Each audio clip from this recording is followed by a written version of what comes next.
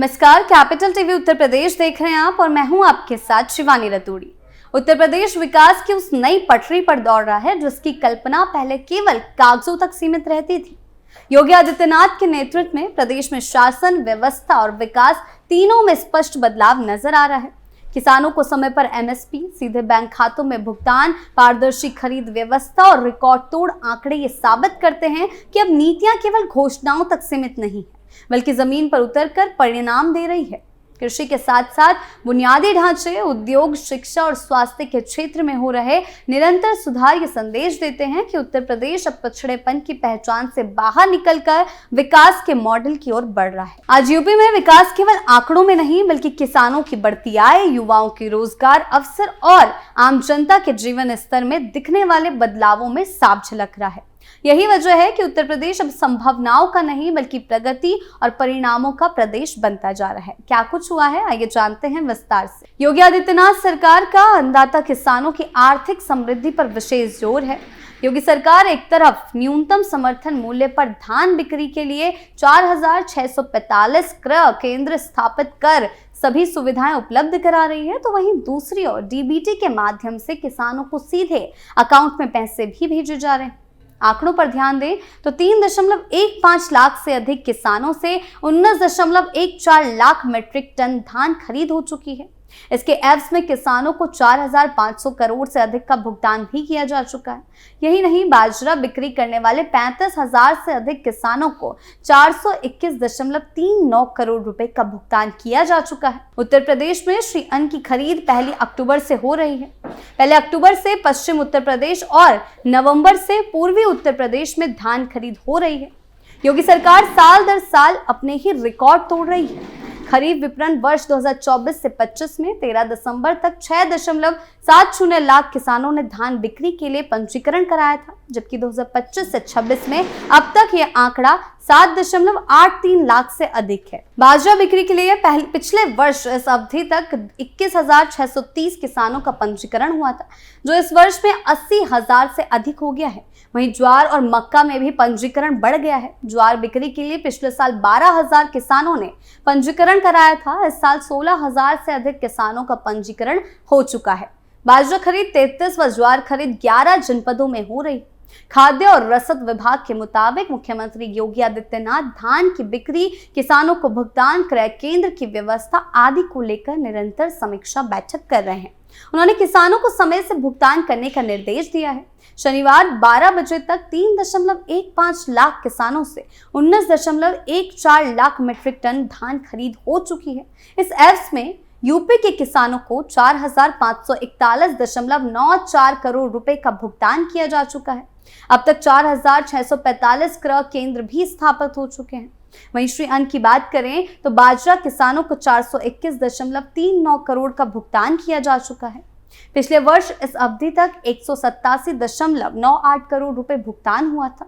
CM योगी की monitoring से इस वर्ष किसानों को तेजी से भुगतान किया जा रहा है। वहीं बात करें अखिलेश यादव के समय की, तो उत्तर प्रदेश में किसानों के लिए ऐसी सुव्यवस्थित और पारदर्शी व्यवस्था देखने को नहीं मिली थी जैसे आज योगी सरकार ने लागू की है। उस समय एमएसपी पर फसल खरीद केंद्रों की संख्या कम थी और अधिकांश जगहों पर सुविधाओं का अभाव था, जिससे किसानों को लंबा इंतजार करना पड़ता था और कई बार उन्हें अपने फसल का उचित मूल्य भी नहीं मिल पाता था। भुगतान प्रक्रिया धीमी और जटिल थी। अक्सर किसानों को उनके बैंक खाते में पैसे मिलने में लंबा समय लग जाता था। पंजीकरण प्रक्रिया भी पूरी तरह व्यवस्थित नहीं थी, जिससे छोटे और सीमांत किसानों को लाभ लेने में दिक्कत होती थी। इसके विपरीत योगी सरकार ने एमएसपी पर धान और अन्य फसलों की खरीद के लिए पूरे प्रदेश में 4,645 क्रय केंद्र स्थापित किए हैं और किसानों को भुगतान डीबीटी के माध्यम से सीधे बैंक खातों में किया जा रहा है। उदाहरण के लिए 3.15 लाख से अधिक किसानों से 19.14 लाख मीट्रिक टन धान खरीदी जा चुकी है और इसके एवज में 4,541.94 करोड़ रुपए का भुगतान किया जा चुका है। आपको बता दें, पिछले वर्ष के मुकाबले 2 गुना से भी अधिक है। इस पूरी प्रक्रिया में मुख्यमंत्री खुद मॉनिटरिंग कर रहे हैं और समय पर भुगतान सुनिश्चित कर रहे हैं। इस तुलना से ये साफ होता है कि अखिलेश के समय पर किसानों के लिए ऐसी व्यापक, तेज और पारदर्शी व्यवस्था नहीं थी।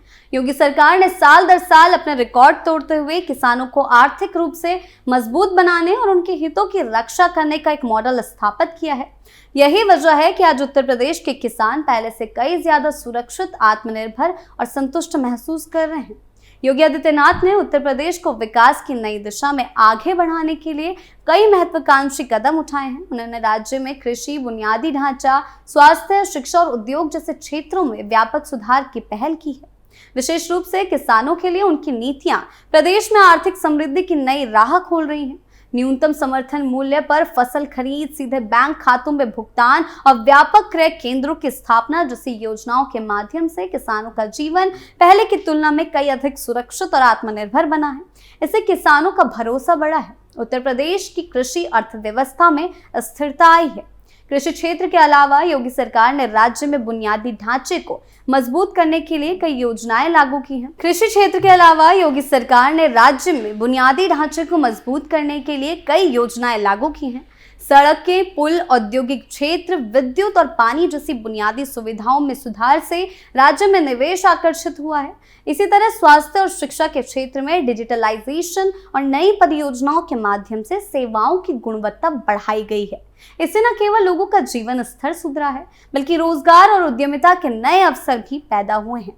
इसके साथ ही योगी आदित्यनाथ सरकार ने प्रदेश में निवेश और उद्योग को बढ़ावा देने के लिए विशेष पहल की है। नए औद्योगिक पार्क, इलेक्ट्रॉनिक्स और टेक्नोलॉजी हब और स्टार्टअप इकोसिस्टम की स्थापना के जरिए युवा पीढ़ी को रोजगार के अवसर दिए जा रहे हैं।